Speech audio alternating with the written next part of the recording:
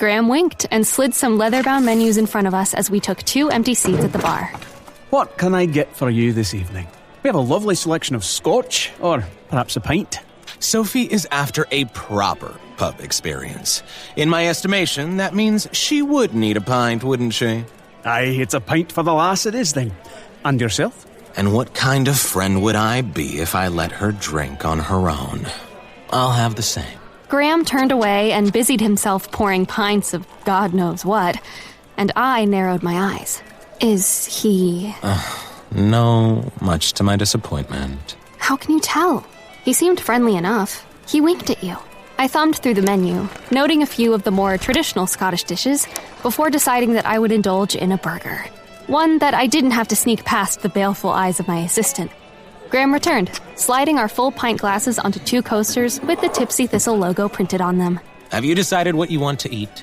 Oh, lass, if it's a proper pub experience you want, then you'll be having the haggis, neeps and tatties this evening. Matthew opened his mouth to protest, but Graham had already whisked away our menus and disappeared into the kitchen. I have no idea what he just said to me. Why do I feel like I'm going to regret my choice tonight? Have you been to Scotland before, Sophie? I mean, you must have heard of haggis before. I've heard of it, but I can't remember what it was exactly. The few times I've come to Scotland have been with Uncle Arthur. We stayed in ridiculous 5-star accommodations where all of our meals were seen to, and I never had to think about anything. Perhaps I did have haggis then? I'm not sure. I was younger. I took a proper sip of the beer and was surprised to find that I enjoyed it. I was more of a wine girl, but the beer had some light citrus notes and a dry aftertaste that was different from some of the lagers I had forced down in the past. A tap on my arm had me turning. An older woman with closely cropped white hair and a chunky purple cardigan beamed up at me with twinkling blue eyes. Excuse me, I can't help but ask, are you Sophie MacKnight, the new owner of McAlpine Castle? I stilled, uncertain how I wanted to answer this question, because I still didn't know how the people of Loren Brae were going to respond to me.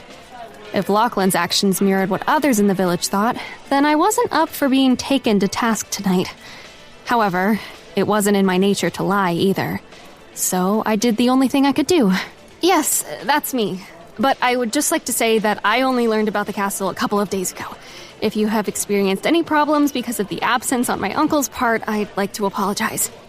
I'll do my best to learn not only about the castle, but also the town, and I'm hoping to be able to help in any way I can.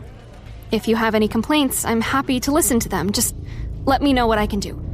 I'm so sorry again if I haven't been able to. It's you. It's really you. Her eyes had filled with awe, and her smile widened until it almost split her face. Turning, she looked out to the rest of the pub. It's her! The knight has arrived! Seems you're a bit of a celebrity here, Soph. Oh, we've been waiting for you. Well, the knight, that is.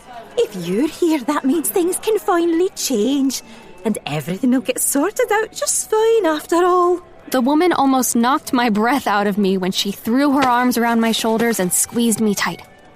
I patted the woman's arms awkwardly while giving Matthew a confused look. Yes, well, about that, I still have a lot to learn, and we've only just arrived. Oh, that's just fine then. As I said, you'll be after sorting it out. We're here to help. Oh, sure, and it's a fine evening, isn't it? The woman all but danced back to her table, and I looked around at all the people in the pub who were now smiling wildly at me and lifting their glasses in the air. Another broad-shouldered man, because that just seems to be the way of how they grew them here, stood and raised his pint glass to me. To our knight, Slancha! I raised my glass,